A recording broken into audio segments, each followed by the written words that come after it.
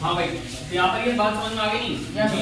चलिए, तो अब आपको मैं थोड़ा सा बस ये समझा देता हूँ, उसके बाद फिर हम अपनी एक्सरसाइज पे आते हैं। ठीक है, देखिए सबसे पहले बात कर लेते हैं अनुक्रम की। ठीक है, तो अनुक्रम में जो सीरीज देते हैं, जैसे कि मान लेते हैं कोई भी n पद होते हैं। ठीक है, आपको इस बात का ध्यान रखना है कि एक होता है tn और दूसरा क्या होता है tn। ये दोनों एक दूसरे के बराबर ही होते हैं, चाहो आप उसे an लिख लो, चाहे आप उसे क्या लिख लो tn लिख लो। ठीक है, समांतर के गुणोत्तर बात एक है इसमें। ये आपका देखो, जैसे a को आप बोलते हो पद, क्या बोलते हो पद, वैसे ही आप t से क्या बोलते हो टर्म, क्या बोलते हो टर्म। तो इसलिए आप इसमें कंफ्यूज मत होना, कहीं अगर आपको an की जगह tn मिलता है तो आपको ध्यान रखना है कि an हो या फिर tn हो, बात एक ही कह रहा हूँ। ठीक है, मान लेते हैं कि कोई भी आपको सीरीज दे देता है इस टाइप से an या फिर tn ले लेता हूँ मैं स्टार्टिंग में, पहले लेता हूँ tn से पहले। चलिए अनुक्रम श्रेणी की बात कर लेता हूँ, किसकी अनुक्रम की बात कर लेता हूँ मैं। अनुक्रम का मतलब यह है जैसे आपको दे दे an बराबर n और n प्लस में कितना 2। ठीक है, और ये कहते हैं कि आप प्रथम 3 पद, प्रथम 4 पद, प्रथम 5 पद निकालिए। ठीक है, तो मैं मान लेता हूँ कि प्रथम कितने पद निकालने हैं, प्रथम 5 भी ज्यादा हो जाएगा। प्रथम 2 पद निकालिए, क्या कर दीजिए 2 पद, प्रथम 2 पद ज्ञात करो या ज्ञात कीजिए। इस टाइप से क्वेश्चन आ जाए आपका। यानी कि देखिए जो n है पदों की संख्या, क्या है पदों की संख्या।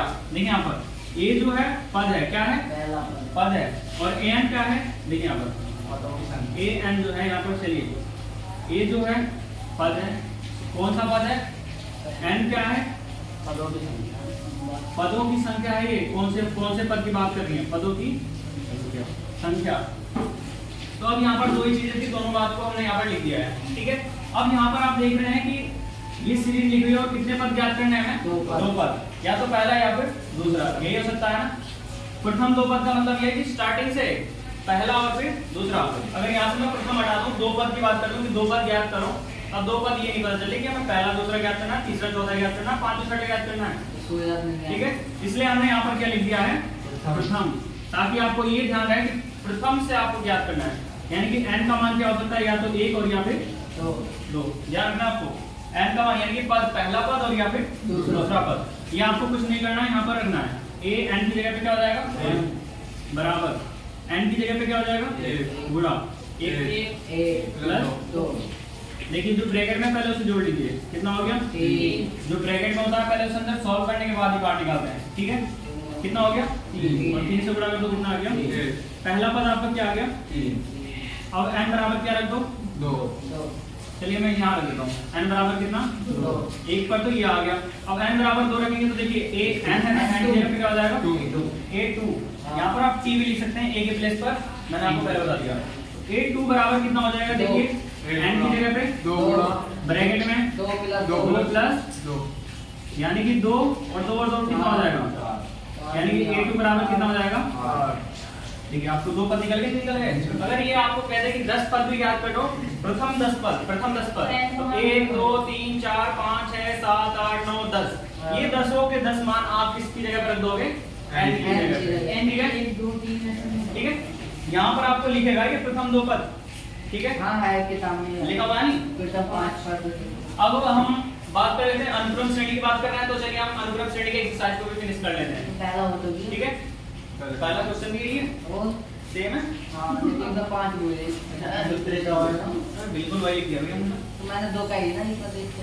चलो कोई बात नहीं। तो ये बताइए अनुक्रम श्रेणी समझ में आ गया। हां, इसे आप नोट कीजिएगा, लेकिन पहले हम यहाँ पर एक एग्जांपल और समझा देते हैं इसका। ठीक है, वो एक्सरसाइज से कोई भी क्वेश्चन ले लो, आप बता दो मुझे।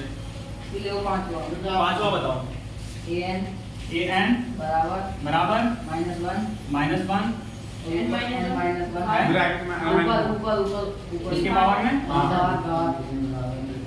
हाँ 5 n + 1 ऊपर ही घात में इसके आगे ही 5 की घात n + 1 5 की घात n + 1 यही है। बोलना भी ना था, बता तो दिया। ठीक है, ध्यान से समझ में आया क्वेश्चन। अब ये इसका मतलब क्या है, गुणा में है। ये प्रथम 5 पर क्या करना है, हाँ प्रथम 5 पर हाँ बस तो ठीक है। n का मान कितना है, 1 2 3 4 5 यही हो देंगे प्रथम 5 पद तो जीरो तो रहेगा नहीं, जीरो कोई पद होता है इसलिए 1 2 3 4 5 n की जगह पे पहले हम क्या रखेंगे A1 n, चलिए डायरेक्ट ले लेते हैं हम डायरेक्ट a की जगह n की जगह पे क्या रख दिया A a। देखिए -1 ऐसे रहेगा, पावर में क्या है 1 -1 गुणा 5 की घात कितनी है, ठीक है। अब यहाँ पर देखिए -1 की पावर कितनी हो जाएगी, एक में से घटाएंगे गुणा 5 की पावर कितनी। अब ये बताओ कि किसी की भी पावर जो 0 होती है तो उसका मान कितना होता है, 1 होता है ना। 25 आएगा। चाहे आप किसी के भी ऊपर से के ऊपर 0 घटा दो तो उसका मान क्या हो जाएगा 1। और माइनस में अगर पावर घात तो प्लस में आएगी, निकल का मान ये मतलब कैसे जैसे माइनस की 1 की पावर 0 हो तो उसका प्लस में आएगा, मान निकल का मान 0 अगर किसी की भी पावर 0 है, चाहे वो माइनस के इन्फिनिटी की पावर भी 0 हो, आप यहाँ पर क्या लिख दो माइनस इन्फिनिटी की पावर कितनी, इसका मान भी 1 आएगा। चाहे आप माइनस के 111 रख लो, उसकी पावर 0 रख लो, उसका मान क्या हो जाएगा 1। इस टोटल को आप x मान लो, x की पावर कितनी 0, इसका मान कितना हो जाएगा 1। ध्यान रखना है कि ये x का मान है और x की पावर 0 जब हम रखते हैं तो उसकी वैल्यू कितनी होती है 1। ठीक है, क्लियर है। तो ऐसे देखिए यहाँ पर इसकी वैल्यू कितनी हो जाएगी 1 गुणा 5 का स्क्वायर यानी 5 गुणा 5 कितना आ गया। a1 का मान कितना आ गया भाई, a2 का मान निकाल लो आप, n की जगह पे क्या रख रहे हैं आप 2, यानी कि पहला पद आ गया, दूसरा पद निकालते हैं। देखिए एक मिनट समझ लीजिए, दूसरा पद कैसे करेंगे, -1 की पावर कितनी 2 और -1 2 -1 गुणा 5 की पावर कितनी 2 प्लस 1।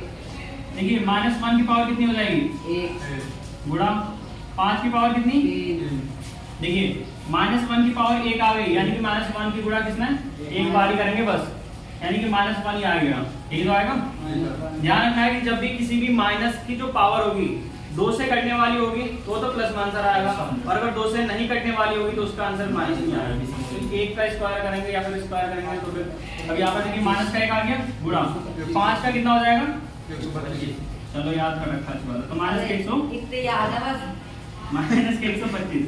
a2 का मान कितना आ गया माइनस के 125। इसी टाइप से आप a2 के बाद a3 निकाल लीजिए, चलो, a4 के बाद और a1 निकाल लीजिए और a4 के बाद आप क्या निकाल लीजिए। अरे अनुक्रम श्रेणी कितना आसान है नहीं है।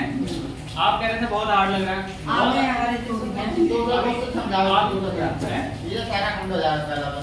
अब देखिए आपका जो पूरा क्वेश्चन है ये हो जाएगा। अब सेकंड और थर्ड क्वेश्चन में थोड़ा सा आपको समझाऊंगा मैं, इसे आप नोट कर लीजिए, चलो तो सारे ठीक है।